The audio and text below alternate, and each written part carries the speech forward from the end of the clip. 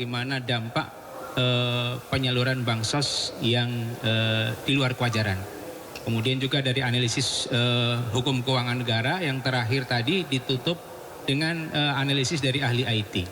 Nah, dan dua saksi tadi, saksi di awal yang pertama menerangkan bagaimana proses pendaftaran yang sudah dilaporkan ke DKPP dan kemudian DKPP menyatakan bahwa KPU melanggar prosedur ketika menetapkan pendaftaran diterimanya berkas Prabowo Gibran, di mana ketika menerima di dalam keterangan saksi tadi PKPU yang dijadikan dasar masih memberlakukan ketentuan 40 tahun minimal usianya. Sedangkan putusan Mahkamah Konstitusi itu bentuknya adalah vonis yang harus ditindaklanjuti dengan regeling atau pembentukan peraturan pelaksanaan dari undang-undang pemilu. Itu tadi terkonfirmasi bahwa ada pelanggaran, kemudian ahli hukum administrasi menyatakan pelanggaran di mana SK itu adalah cacat. Cacat selamanya cacat. Tidak bisa kemudian belakangan dilakukan pembenaran hanya karena pasangan calon mengikuti tahapan berikutnya. Nah, karena itu disinilah letak kami untuk mengajukan permohonan pembatalan itu. Ketika ini tadi terbukti secara terang benderang, bahkan di dalam SK KPU mengenai penetapan pasangan calon, putusan MK tidak dijadikan salah satu dasar mengingat. Itu menunjukkan bahwa ada cacat yuridis yang harus diluruskan oleh Mahkamah Konstitusi. Nah, selanjutnya ada beberapa hal yang ingin disampaikan juga oleh rekan kuasa hukum yang lain. Ada Mas Bambang Wijoyanto, ada Bang Refli, dan ada Bang Ahmad Yani secara bergantian. Silakan. Ya. Ya. Nanti Mas Bambang ya. Assalamualaikum warahmatullahi wabarakatuh. Jadi kawan-kawan semua, kami hari ini sangat bahagia, sangat senang karena paling tidak bukti bahwa pemilu ini curang itu makin terlihat, makin kentara, ya. Kecurangannya bermacam-macam, mulai dari pencalonan Gibran, mulai dari soal bansos, soal IT, dan lain sebagainya. Dan sesungguhnya tidak ada bantahan yang signifikan. Bahkan tadi Prof. Yusril menanyakan sesuatu yang saya sampai surprise, kok Yusril bisa tanya begitu. Gimana kalau seandainya dilanjutkan masa jabatannya, bagaimana dengan Anies dan bagaimana dengan Ganjar? Kok sederhana sekali pertanyaannya. Iya, kalau seandainya Anies dan Ganjar masih menjadi kepala daerah dan mau mencalonkan, ya tinggal mundur, ya kan? Sesederhana itu. Nah, mudah-mudahan pemilu tetap ditegakkan konstitusionalitasnya, dan MK sekali lagi tidak hanya berkutat pada angka-angka. Kenapa? Karena dari awal kami mengatakan tidak mungkin kami mempermasalahkan angka yang didapat dari hasil kecurangan, ya. Kalau kita mempermasalahkan angka yang didapat dari hasil kecurangan, itu sama saja kita mengakui kecurangan itu sendiri. Karena itu kita bergerak pada hal yang jauh lebih substantif. Apa itu? Yaitu pemilu ini curang, pemilu ini melanggar konstitusi, bahkan mengkhianati konstitusi, dan melanggar prinsip langsung, umum, bebas, rahasia, jujur, dan adil. Terutama kata bebas, jujur, dan adil. Dan sampai hari ini yang didalilkan oleh 01 itu belum bisa dibantah, ya. Paling tidak di antara teman-teman ini saya yakin tidak ada yang menyanggah bahwa pemilu ini curang. Kecuali ada yang menyanggah, silakan saja. Tetapi saya dan kami semua yakin bahwa pemilu ini curang dan sampai pada tahap melanggar konstitusi. Itu saja. Silakan Mas Bambang. Apa kabar teman-teman? Masih pada puasa ya? Alhamdulillah. Alhamdulillah sama. Baik, saya mau menyampaikan beberapa hal. Permohonan kami itu mendalilkan 11 dalil. Saksi, bukan saksi, ahli dan saksi, dua saksi yang tadi hadir, alhamdulillah sudah melunasi dan menggenapi 11 dalil itu. Itu bagian yang pertama. Bagian yang kedua, baru kali ini sebuah permohonan mendatangkan ahli, dan ahli itu adalah ahli yang sangat saintifik. Karena dia mengkonfirmasi perhitungan-perhitungan ekonomi politik untuk masuk dalam perdebatan dan diskurs dalam peradilan ini. Ever sebelumnya. 3 orang saksi yang latar belakangnya ekonomi itu mengkonfirmasi itu semua. Saya masuk dengan Mas Afi ya. Fit Adrison. Fit Adrison menjelaskan bahwa bantuan-bantuan sosial yang dilakukan oleh petahana itu mempunyai pengaruh dalam peningkatan suara. Dan ini ada studinya. Dan beliau melakukan studi khusus untuk ini. Pertanyaan-pertanyaan yang diajukannya yang mencoba mengganggu argumen dan dasar yang mengkonstruksi itu sebenarnya remeh-temeh karena dia tidak bisa mendekonstruksi dan mendelegitimasi argumen yang sangat kuat itu. Dan ini bukan khas Indonesia karena studi ini sudah pernah ditulis dalam jurnal internasional dan khusus untuk Indonesia itu dimulai dilacaknya menurut Mas menurut Mas Fit ini itu dari mulai 2005. Jadi pengaruhnya itu yang membuat khas hari ini adalah ada calon wakil presiden yang berasal dari anaknya presiden sehingga mempengaruhi betul kebijakan politik ekonominya di situ. Dan ini menurut saya kalau melihat percakapan yang ada dalam ruangan ini, persidangan tadi, itu sesuatu yang menurut saya sangat menarik sekali. Nah, argumen ini juga diperkuat dengan tadi Mas Heru sudah mengungkapkan ahli pertama kami Mas Bambang Eka itu menjelaskan betul ada kelalaian yang disengaja. Begitu putusan MK 90 diterbitkan tidak buru-buru diubah peraturan KPU. Tapi peraturan itu diubah setelah periode pendaftaran itu selesai gitu ya. Dan itu semuanya artinya post factum. Pelanggaran sudah terjadi baru ada dasar justifikasi. Dan itu sangat melanggar sekali. Yang ketiga yang menurut saya menarik, ada azas pemilu dan prinsip penyelenggaraan pemilu yang dilanggar dan itu terkonfirmasi semua. Teman-teman mungkin masih ingat, tadi itu dijelaskan oleh yang pertama Mas Bambang Eka, itu ada pertanyaan di KPU Murung. Murung Raya. Ketika KPU Provinsi diperintahkan oleh KPU Nasional untuk mengubah persyaratan yang tadinya tidak memenuhi menjadi memenuhi syarat. Dan indikasi seperti ini terkonfirmasi di situ karena tidak dibantah oleh KPU. Dan itu artinya apa?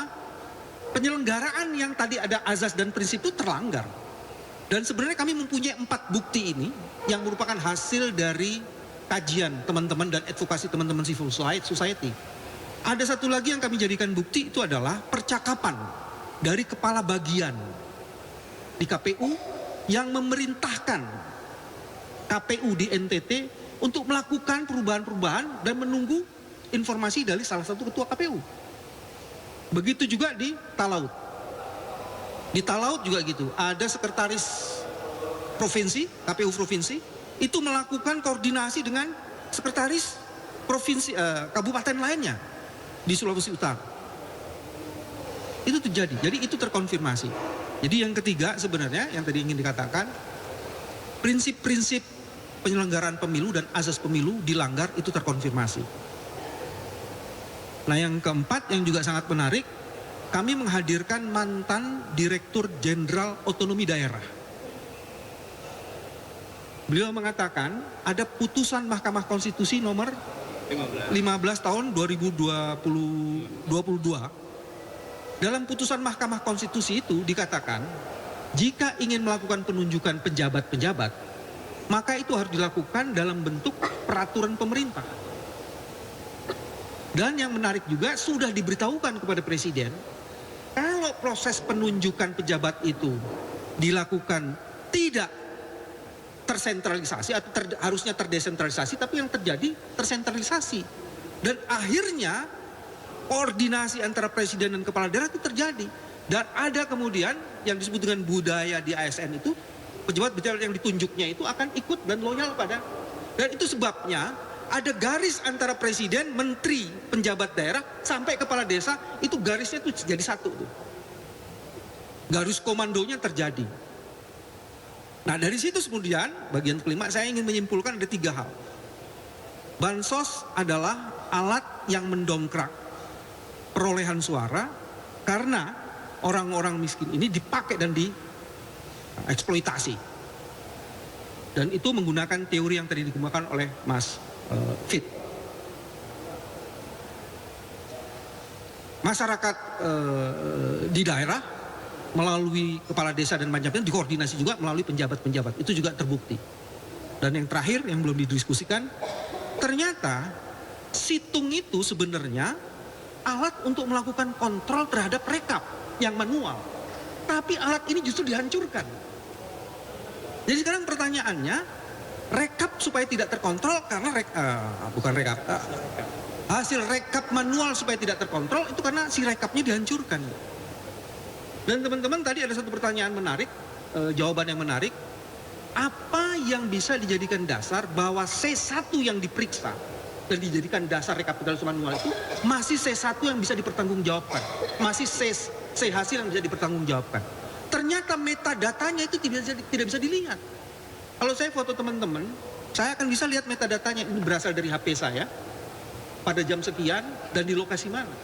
Nah C hasil itu tidak bisa dilacak metadatanya. Sekarang perhitungan-perhitungan yang tadinya yang disebut dengan rekapitulasi manual itu sekarang C hasilnya itu bisa dipertanggungjawabkan nggak? Lebih-lebih ada dalam sistem HP yang diberikan kepada KPPS dan KPPS dan PPK yang memuat yang disebut dengan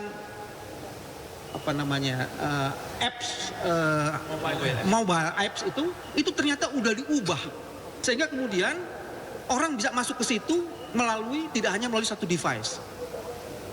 Dan semuanya itu sebenarnya ingin menjelaskan kecurangan. Kecurangan itu begitu sempurna, paripurna. Kami berharap mudah-mudahan permohonan yang didukung oleh ahli yang saintifik ini bisa menjadi bagian penting untuk memutus mata rantai kecurangan dan menghancurkan setiap perilaku curang yang ingin mendekonstruksi proses demokrasi. Terima kasih. Assalamualaikum warahmatullahi wabarakatuh. Saya ingin melengkapi saja ada 2 hal tadi yang belum sempat terkonfirmasi. Apa yang dikemukakan oleh Mas Bambang dalam rangka tadi menindaklanjuti keputusan Mahkamah Konstitusi yang seharusnya dalam produk undang-undang setelah undang-undang itu PP itu hierarkinya itu, tapi pemerintah menggunakan produknya Permendagri. Dan ini terkonfirmasi juga tadi apa yang disebut inline itu dari pusat sampai ke kepala desa, yaitu presiden pernah mengumpulkan ya kan seluruh kepala desa yang ada, dan makan itu ada dialog tadi dikutip langsung oleh ahli kami. Pada waktu itu presiden itu kan menanyakan kepada Mendagri ini terhadap ya kan PJ ini berapa lama untuk melakukan evaluasi. Pada waktu itu kita sama-sama mendengar kan Pak Mendagri menjawab yaitu bisa 1 bulan, 3 bulan atau 1 bulan. Pak Jokowi langsung menyatakan saya akan evaluasi per hari. Ya setiap hari bisa dievaluasi. Apa artinya? Setiap hari PJ ini kalau tidak memenuhi, kalau bahasanya Pak Jul tadi gerak, mimik dan sebagainya dia bisa dievaluasi dan bisa diganti. Itulah yang menunjukkan bahwa ada keterlibatan PJ di seluruh Indonesia ini. Itu yang pertama. Yang kedua adalah tadi juga apa yang dikemukakan tadi, mengkonfirmasi juga keterangan juga kita berbagai ahli, baik ahli tentang kepemiluan maupun ahli hukum administrasi negara, ini terkonfirmasi apa yang dikemukakan tadi cacat konstitusional, cacat prosedural itu terkonfirmasi oleh saksi yang kami hadirkan juga, yaitu saudara Patra, karena dia mengemukakan apa yang terjadi di sidang di KPP. Di dalam sidang di KPP itu terbukti secara sah dan meyakinkan itu, yaitu KPU pada waktu proses pendaftaran melanggar ketentuan-ketentuan yang ditentukan oleh aturan PKPU itu sendiri. Apa yang paling mendasar ketentuan itu tentang proses penerimaan saudara Gibran pemulir pendaftarannya. Harusnya, nah ini dalam proses itu, harusnya tanggal 29 Oktober itu saudara Gibran itu proses pendaftarannya dicoret. Atas kekeliruan langkah yang diambil oleh KPU dengan menerbitkan keputusan itulah sehingga di KPP memutuskan memberikan peringatan, ya kan, sanksi dianggap pelanggaran berat dan peringatan yang terakhir yang ketiga kali. Jadi itu yang kawan-kawan, apa yang kita bangun argumentasi kita dalam gugatan terkonfirmasi dengan tadi baik ahli maupun saksi-saksi yang sempat ada itu terkonfirmasi. Jadi gugatan yang kami ajukan yang selama ini dilakukan pelanggaran terhadap konstitusi, pelanggaran terhadap undang-undang itu disampaikan baik dalam kerangka teori yang disampaikan ahli maupun dalam fakta yang ada di persidangan sebelumnya, itu sidang di Dewan Kehormatan Penyelenggara Pemilu. Saya kira itu yang sama saya. Iya, terakhir menutup keterangan dari para kuasa hukum pemohon, tadi ada satu hal ya yang sangat mendasar mengenai pembuktian